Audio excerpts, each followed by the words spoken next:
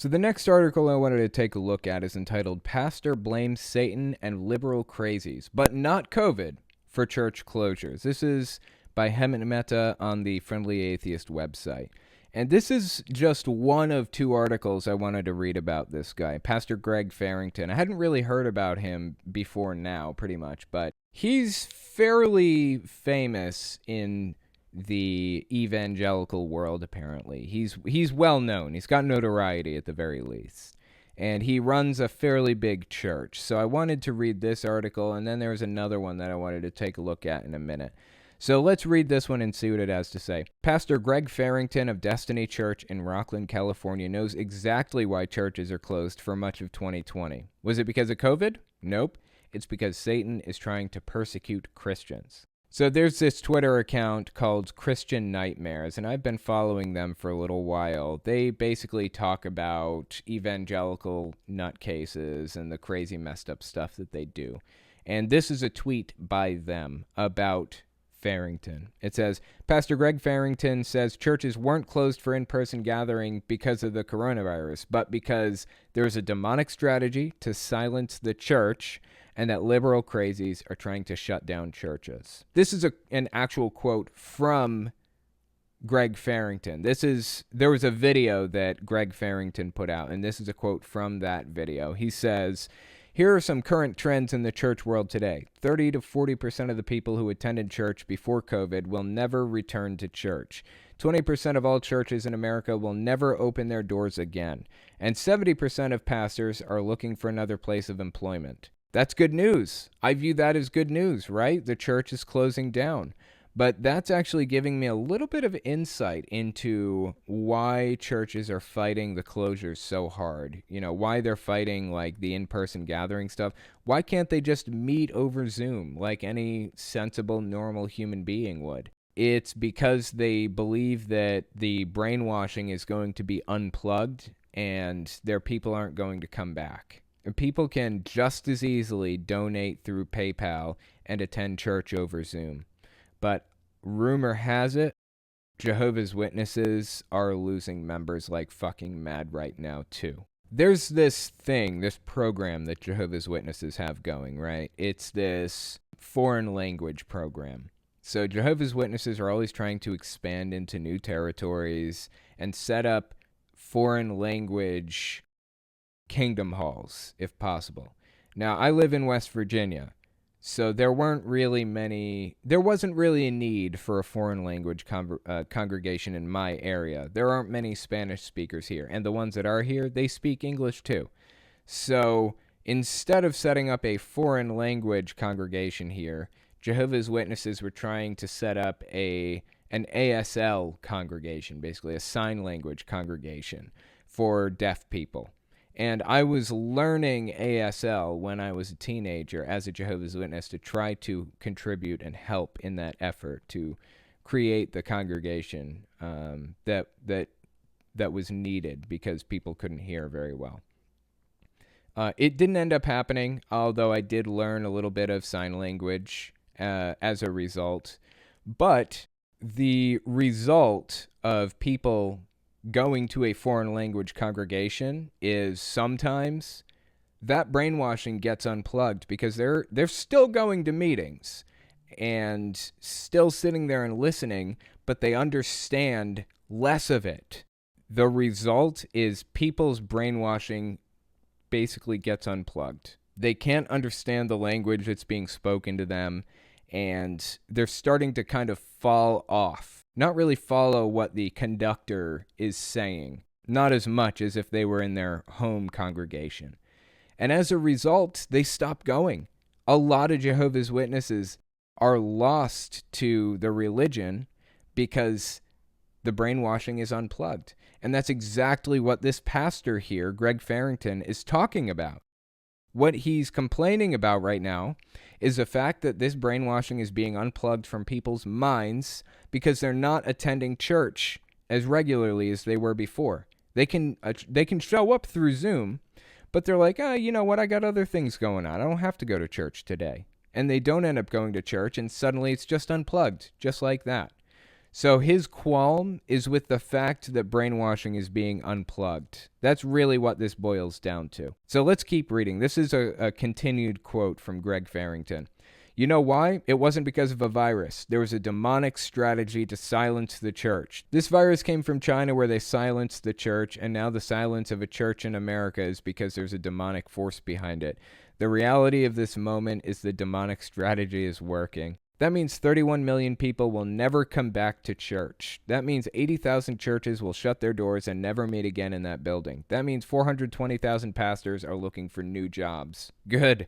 That's how it should be, in my opinion. And you're telling me this is a virus? You're telling me that this is not a demonic strategy? Nobody said anything about that. I think he's just kind of fabricating this shit off the top of his head. It's all a demonic strategy, every single part of it, and the political leveraging to shut the doors of the church in America by liberal crazies that see us as non-essential. I'm telling you, the devil is a liar. He's an absolute liar. There's no liberal, crazy out there, no liberal plan to force churches to close so that people stop going and turn atheist. I'm not planning that. That's not what I haven't set out to make that happen. It just so happens that if you don't keep people plugged into the brainwashing, they usually wake up from it.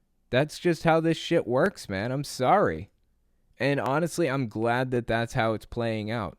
I'm glad that people seem to be waking up from it by and large, because they're not plugged into it as much anymore. This is Hemant Mehta speaking. Like so many conservative Christians, Farrington doesn't understand why churches are deemed non-essential. You can stream services online. You can't do that with groceries. You would think this would be obvious to a guy who's literally live streaming his sermons online, and yet it's more convenient to dupe Christians by blaming the devil than being honest about the failures of their own preferred political candidates. Those liberal crazies, by the way, want to keep Christians alive. It's Republicans who don't care and who reject mask mandates and who want churches open so that members of the congregation can get sick and infect each other and then infect their communities. Well, guess what? This story doesn't end here. There's more. That did, in fact, happen. It's like Hemant Mehta's a fucking precog over here. He says it's Republicans who don't care and who reject mask mandates and who want churches open so that members of the congregation can get sick and infect each other and then infect their communities. And in fact, that is exactly what happened. Greg Farrington's congregation got hit with an outbreak. So let's give this one a read. This is, again, by Hemant Mehta. It says, Pastor Greg Farrington of Destiny Church in Rockland, California, a guy who just last week blamed church closures on liberal crazies and Satan instead of COVID, is now the apparent leader of a place where there's been a COVID outbreak. A former member of the church told ABC 10 News that multiple churchgoers have tested positive for COVID, but Farrington won't shut down the place because it might block his cash flow. But that's not the story. Here's the story. On Sunday, Farrington played the entire news segment for his congregation before launching into a bizarre celebration of it. Let's actually watch the clip of Farrington. This is the whole clip from his Sunday service. Joseph's brothers hated him, and the mere fact that people hate you is the evidence that they believe what you're saying is true. What? I'm sorry. Hold the phone. The fact that people hate you is evidence that they know what you're saying is true. So Kenneth Copeland hates atheists. This guy hates atheists. Ted Haggard hates atheists. Ray Comfort, Kirk Cameron, they all hate atheists. Is this guy saying that they hate atheists because they know we're right? What an absurd train of logic. I'm an atheist, and I would love for that to be the case, that Kirk Cameron knows that God isn't real. I'm just not that naive. I know that he believes that God's real. Same for Ray Comfort and Kent Hovind and all of them. Just because they hate atheists or atheism or whatever the fuck does not mean that they believe it's true. This is a non sequitur. It's completely fucking ridiculous. Let's keep listening. Mere fact that people hate you is the evidence that they believe what you're saying is true. I had some haters this week. I don't know if you noticed. Play it for them. So this is the news report from ABC 10 that was basically an expose on this guy and his church and what he was saying and doing. Rockland continues to hold indoor service despite public health guidelines. And now a former member tells us there has been a coronavirus outbreak linked to the church. ABC 10's Monica Coleman is live with the details tonight. Monica. Mass, and that former member is named Cynthia, and she says that 6 people have tested positive for COVID-19 after attending a service here at Destiny's Church. She said many of those people who tested positive are also staff members and plan to return back to the church this Sunday due to fear of losing their job if they don't come back. Also, the former member tells me that during church service, no one is required to wear a mask or be socially distant, and that Pastor Greg Farrington doesn't want to move to a virtual service, fearing fewer ties and donations from members. Farrington says he is not forcing anyone to come to church in person, but will continue to hold service as it is because it's his First Amendment right. The city of Rockland says they have notified the church of the public health guidelines after receiving multiple complaints. Let me just address this First Amendment right thing. It's true that you have a First Amendment right. Okay, I understand that there's a First Amendment issue here and all that stuff, but let me just talk about rights for a second. Your rights extend as far as you can extend them, up until they infringe on my rights. I have the right to life, liberty, and the pursuit of happiness, right? If you are infringing on that right, you no longer have the right to do that. That's not you being persecuted. That's me being protected. You have the right to swing your fist anywhere you want, except for right here. You can't swing your fist right here. That's against the law. And you not being allowed to punch me in the nose is not an infringement on your rights. It's a protection of mine. You are perfectly allowed to hold church services. There's nothing and nobody that can stop you on this planet. That is your right. Unless what you're doing is infringing on my rights, then it's a problem. And in this case, obviously, it was a problem. Because COVID spread through his congregation. He's getting people sick. I and everybody else in this country have a right to life, liberty, and the pursuit of happiness. And by spreading a virus during a pandemic, acting as a super spreader, you are infringing on everybody's rights. You're infringing on all of our rights. Let's keep listening. Notified the church of the public health guidelines after receiving multiple complaints. The church needs to close down, do a Zoom like other worship people do. You know, I know other congregations. They have a certain time, everybody's on Zoom, the pastor preaches. He wants them there.